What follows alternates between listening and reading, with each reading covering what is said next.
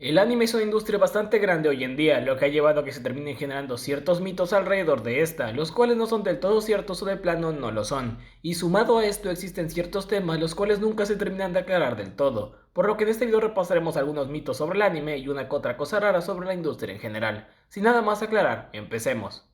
El primero es un tema que da para bastante de qué hablar, la animación china contra la japonesa. Ha sido algo que ha dado bastante de qué hablar últimamente, ya que varios exponentes de la industria dejaban en claro que si China se lo propusiera, bien podría por terminar de superar la animación japonesa. Creo que esto se debe en parte a ciertos vicios del anime. En primera, lo de China no es algo particularmente nuevo. Es bien sabido que desde hace muchos años, estos funcionan como estudios de apoyo cuando los japoneses ya no pueden con una producción. Pero hay más de un caso en donde a pesar de que las cosas se vendan como un anime, son en realidad más dongua que otra cosa. Me explico, hay una práctica un tanto común dentro de la industria del anime, y esa tiene que ver con que muchas veces se vende la idea de que un estudio grande se encuentra llevando una obra, cuando no son ellos. En realidad es otro estudio mucho más pequeño. De esto hay varios ejemplos, como el de Nanatsu no Taizai en sus últimas temporadas, las cuales se supone que estaban siendo llevadas por el estudio Dint, pero no, en realidad quien hacía una buena parte del trabajo era Marvy Jack.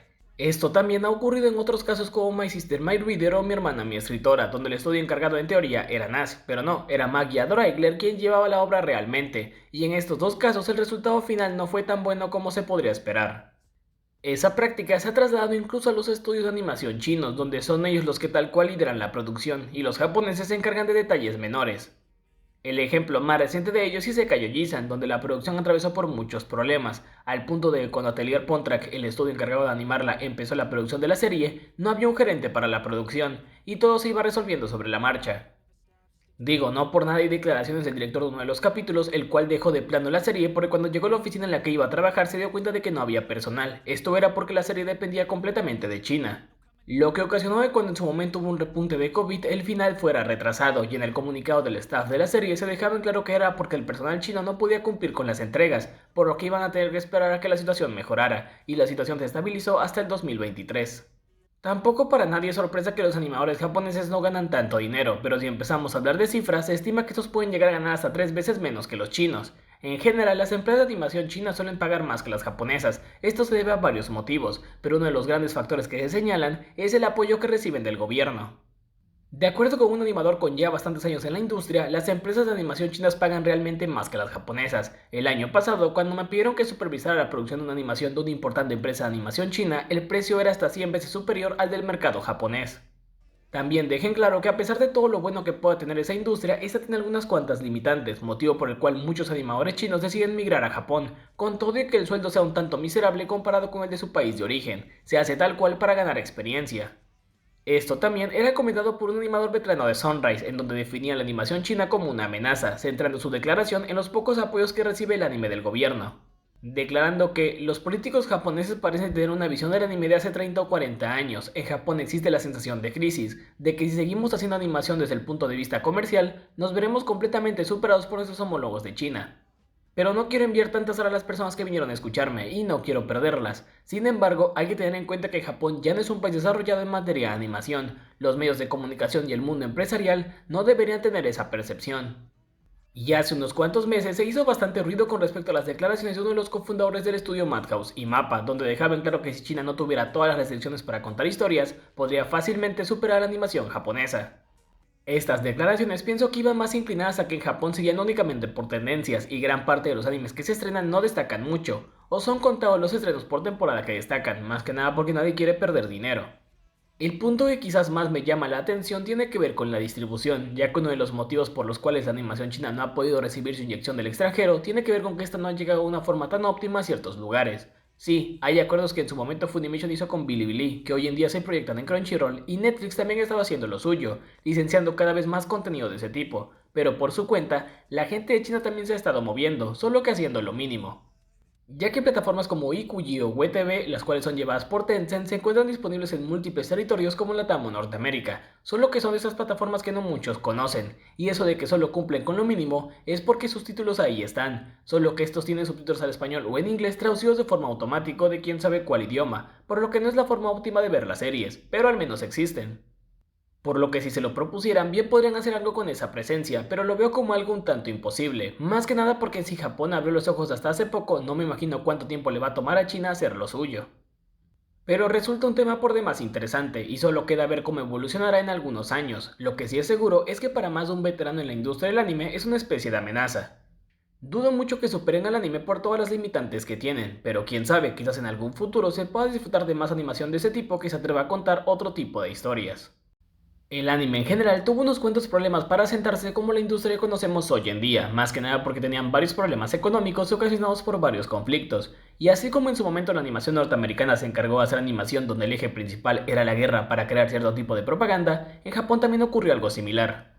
Quizás el ejemplo más conocido de esto sea lo que hicieron con Momotaro, ya que esta promoción constó de dos películas, la primera titulada Momotaro Sea Eagles y Momotaro Sacred Sailors, la primera lanzada en 1943 y la segunda en 1945 respectivamente. Momotaro Sea Eagles fue comisionada por la Armada japonesa, cuyo principal objetivo eran los niños. Dentro de la historia seguimos a Momotaro, quien se alista en la Armada y termina peleando contra ciertos demonios en forma de animales, los cuales representan tanto a británicos como a americanos, y parece que intenta hacer una representación de Pearl Harbor. De las cosas que más me llama la atención es que dentro de la animación se pueden ver ciertas animaciones de bombas, las cuales no es animación ya que son imágenes reales de dichas explosiones. Esta película no suele figurar tanto cuando se habla de la industria de la animación, más que nada porque debido a su duración no es considerada una película como tal, ya que solo dura 37 minutos. Sin embargo, su secuela Momotaro Secret Sailor sí es mucho más famosa, principalmente porque dura más que su antecesora, al punto de que sí puede ser considerada una película. Pero también porque su calidad es un tanto mejor. Aún así, la razón por la que Secret Sailors existe es porque Sea Eagles fue todo un éxito. Esto llevó al equipo a que fueran mucho más ambiciosos. De acuerdo con el director de la cinta, una de las principales inspiraciones fue fantasía de Disney.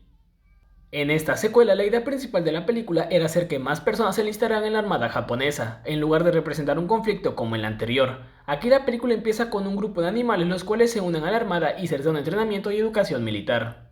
De hecho, directamente se le informa a la audiencia que están queriendo ser conquistados y que es su deber salvar a su nación, y por si eso no fuera poco, la película termina con unos infantes japoneses en paracaídas, aterrizando sobre el continente americano. Por lo que en efecto, el propósito de esta película tiene que ver con cuestiones militares más que con otra cosa.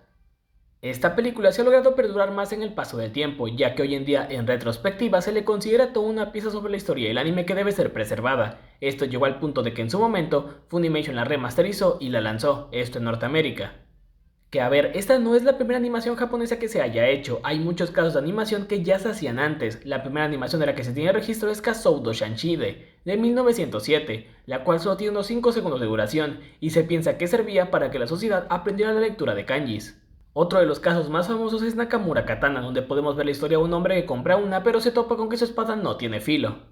Y podríamos seguir hablando de muchos casos, pero hay que tener en cuenta que una buena parte de la animación se encuentra perdida, más que nada porque pues a nadie le importaba preservarla demasiado, además de que por cómo era hecha antes o en ese momento, se requerían ciertos cuidados puntuales para que se conservaran los archivos originales de forma óptima. Esto último nos lleva a otro punto, el cual es el anime que se encuentra perdido o es lost media. Esto se debe a muchos motivos, y podemos dejar de lado el tema de la preservación, ya que esto influye mucho en animes de los 60s y 70s, que directamente nunca vamos a conocer porque no se tiene registro de estos. Podemos partir mejor del punto de la disponibilidad y cuestiones contractuales.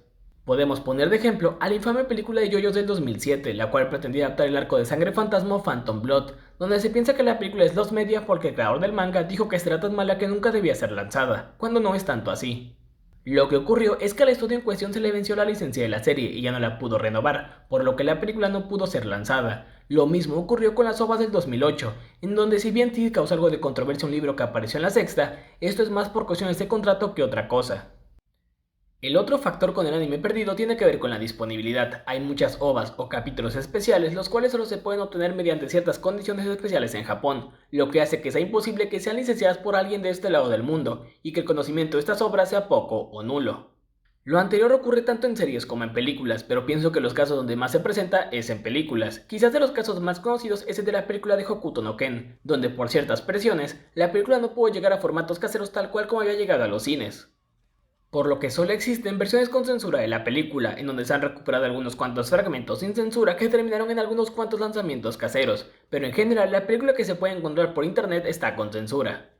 Eso nos lleva a otro punto, los animes que ya no se comercializan, o esto se puede traducir en animes que no están en streaming en ningún lugar, o que nunca tuvieron algún lanzamiento más allá de su emisión original. Por cómo funciona el tema de las licencias, hay algunas que no se encuentran en muchos territorios por el asunto de quién las compra y qué tanta jurisdicción tienen o qué pueden hacer con ella. Podríamos empezar con la denominada temporada 0 de Yu-Gi-Oh!, la cual fue animada en su momento por Toei Animation, versión la cual terminó fracasando, pero se tomó como base el duelo de monstruos para darle un nuevo giro y creación a una nueva adaptación, la cual llegó de este lado del mundo de la mano de 4Kids y tiene censura en varias partes. En primera, es imposible que exista una versión sin cortes Yu-Gi-Oh! Como franquicia, al menos de sus primeras temporadas, porque Konami lleva años comercializando y vendiendo la versión con censura, sin tomar en cuenta lo costoso que sería. Y con respecto a la temporada 0, pues esta versión ya no se vende, y dudo mucho que alguien la quiera comprar, porque más allá de su emisión en Japón nunca salió de dicho mercado, al menos de forma oficial. Y esa es una versión que ni a Konami ni a TV Tokyo les interesa que se venda, por lo que es imposible que pueda llegar a DVDs o streaming. Lo mismo ocurre con otras series como la versión clásica de Urusei Yatsura, la cual pues solo pudo llegar a lugares de Europa como España y otros más, pero parece que Fuji TV, los que tienen la licencia de la serie, son bastante estrictos con ella. Ya que para empezar, esta tuvo un tropiezo grande en cuanto a doblajes de este lado, ya que en inglés se llegaron a doblar unos cuantos capítulos, pero la serie fue distribuida de forma subtitulada, lo único que tuvo doblaje fueron sus películas. Mientras que en Latam se supone que hubo un supuesto doblaje cuya existencia no está confirmada y parece más mito de internet que otra cosa. Aún así, dándome la tarea de investigar, en Japón la serie clásica no se encuentra disponible en ningún servicio de streaming más que en el de Fuji TV, mientras que el remake pues sí está en varias plataformas. Y lo de ser estrictos viene con que hace un tiempo la gente de Discotech Media licenció la serie, pero solo para su lanzamiento en DVD y Blu-ray, y tuvieron que trabajar con los mismos subtítulos que le había hecho la primera distribuidora de la serie, Animeigo, en los años 90. No se les permite añadir doblaje ni ningún tipo de material extra. Y tomando en cuenta que su remake pues ya existe, es de las cosas que dudo que se puedan ver fuera de Japón. Existen varios otros casos, en donde no es que las plataformas no las quieran o las distribuidoras, más bien es algo bastante difícil de hacer. También hay otros casos en donde las licencias quedan directamente bloqueadas y por eso no se pueden ver en algunos territorios, o como ya están compradas por alguien más, resulta imposible adquirirlas o sublicenciarlas. Tenemos en Latam algunos casos como el de la magia de Zero, donde la gente de Yogo Entertainment tiene la licencia de la serie, pero en ese momento solo doblaron los primeros 13 capítulos y también únicamente le dieron subtítulos a estos. Y hasta la fecha son ellos quienes tienen la licencia para Latinoamérica y bloquean los demás capítulos porque más allá de su intento de expandirse hace algunos años, ya no volvieron a hacer mucho en la región, dejando a la serie en una especie de limbo. Hay otros casos más severos donde no es una distribuidora quien bloquea la serie, sino directamente Japón, ya que el anime Kizuna no Alel fue bloqueado por alguna razón para Latinoamérica, debido a que Crunchyroll no la pudo adquirir, mientras que en España la gente de Yono Media sí la pudo licenciar, pero en Latam simplemente nos quedamos sin esta serie. Cada caso es particular, porque muchas veces los encargados de realizar una serie son varias empresas, y resulta difícil negociar con ellas para que todo se dé. Es por ello que algunas series basadas en videojuegos o franquicias multimedia no llegan a muchos lugares o directamente nunca llegan fuera de Asia. Por ejemplo, la franquicia de Zoids no salió de Japón desde hace ya varias temporadas. Lo mismo ocurre con series como Mega Man Anti-Warrior, donde pues al ser una franquicia de Capcom, la razón de que no llegue a streaming es porque a estos posiblemente ya no les interesa hacer nada con ella. Son muchos los motivos por los que un anime puede que ya no se encuentre en streaming o que no tenga un lanzamiento más allá de su emisión en TV en Japón. Puede ser porque es una franquicia que ya se murió y a nadie le interesa, o porque a nadie le interesa negociarla directamente, debido a que las personas involucradas ya no se encuentran activas o las empresas quebraron. Hablando de empresas que quiebran o están en bancarrota, por todos es bien sabido que hay estudios los cuales en su momento terminan quebrando, y algunos de estos son rescatados, como por ejemplo Madhouse, pero hay otros que sencillamente no, como el caso de Mangrove. Y hay dos fenómenos en particular que me llaman la atención. Lo primero es que hay ciertos estudios los cuales salen de la nada, porque normalmente son estudios de apoyo, se encargan de la producción de un anime como animadores principales y posteriormente no se vuelve a saber nada o mucho de ellos, ya que no figuran ni como animadores principales ni como animadores secundarios en más obras. El segundo tiene que ver con estudios que sencillamente llevan años sin un trabajo registrado, ya sea como animadores secundarios o animadores principales, pero nunca se han declarado en bancarrota, o no existe registro de que se hayan declarado en ese estado. Investigando un poco me di cuenta de varias cosas. Lo primero es que los estudios que empiezan como animadores secundarios y posteriormente hacen su propia animación principal y desaparecen, son estudios a los que sencillamente se les pierde la pista, y esto se debe a que tienen un staff pequeño, por lo que resulta difícil figurar en el mapa. Con respecto a los otros casos, aquí encontré varias explicaciones, cada una bastante lógica. Lo primero es que sí se hayan declarado en bancarrota en algún momento, solo que nunca se tradujo una noticia en inglés o algún otro idioma que no fuera japonés, por lo que es imposible enterarse de esto. Sumado a que la salida de muchos estudios de la bolsa de valores es silenciosa, ya que no se encuentran en oferta esperando a que alguien más los compre o les inyecte dinero, básicamente deciden irse por la parte de atrás. Lo segundo es que esos estudios cambian de nombre y terminan por ser fusionados con otros más grandes. Y la última, pero no menos importante, es que directamente son empresas que siguen dadas de alta, pero son usadas para ciertas estrategias fiscales. De ahí viene que nunca se declaran en bancarrota. Estas situaciones se presentan más en estudios de mediados de los años 2000, los cuales ya no figuran por ningún lado, pero al parecer siguen operando. Esto puede deberse también a que varios se dedican a hacer animaciones pero para videojuegos u otro tipo de obras, las cuales no se listan de lleno en muchas páginas donde se hacen recorridos por las historias de las casas de animación. Para terminar, vayamos con un asunto por demás interesante, eso tiene que ver con el anime para adultos. Muchos de los estudios que llevan 30 años o más de existir, en algún momento se encargaron de animar obras para adultos, solo que esto obviamente no figura ni en sus trabajos ni en sus páginas web cuando se repasa su historia. Eso de hacer animaciones para adultos era algo bastante común a finales de los 80s y principios de los 90, porque las obras o animaciones originales que se vendían en DVD o formatos caseros empezaron a ser algo muy rentable, más que nada porque una buena parte de las ganancias iba a los estudios, al ser ellos quienes las distribuían. No hay que dejar de lado que por aquellos años la animación para adultos no era lo que se ha convertido en años recientes. En aquellos años, las situaciones eróticas se combinaban con odisas en el espacio, terror, cuestiones sobrenaturales o de magia. De ahí viene que si miras una animación de ese tipo de aquellos años te des cuenta de que es más historia que otra cosa. Si piensas en animación H en estos días, puede que te figuren nombres como Bonnie Walker o Quimby, estudios los cuales yo no conocía pero investigué para este tema. Pero son bastante los estudios que tienen grandes obras que también animaron H en su momento, como OLM, AIC, ARMS y Studios Inc., pero son de esas cosas que prefieren mejor olvidar. De aquí podemos tomar también el tema de la distribución de ese tipo de contenido. Hoy en día no existe una plataforma que sea altamente conocida por distribuir ese tipo de material para adultos. Sí, existen algunos como Coolmic o la marca Kitty Media de Media Blasters, pero es una industria que no ha recibido el mismo impulso que en su momento recibió el anime con cosas como Crunchyroll. Sin embargo, eso no quiere decir que este contenido no haya llegado a otros lugares del mundo, como en su momento llegó Urotsuki Doji a lugares como Norteamérica y España en los 90. Antes de eso, tienes que en los 80 distribuidoras como Excalibur Films se encargaban de la distribución de ese tipo de películas y material, pero solo en Norteamérica. Mientras que en Latinoamérica tuvimos la llegada de ese tipo de animes en 1985, solo que llegaron únicamente a Brasil, y lo que llegó fueron más de 10 ovas de Cream Lemon. Por lo que el H siempre ha ido de la mano de la animación convencional, solo que eventualmente tomaron caminos separados, pero eso no quita que muchos estudios hayan comenzado así, y que también esta animación se haya movido en diversos lugares del mundo, más allá de Japón.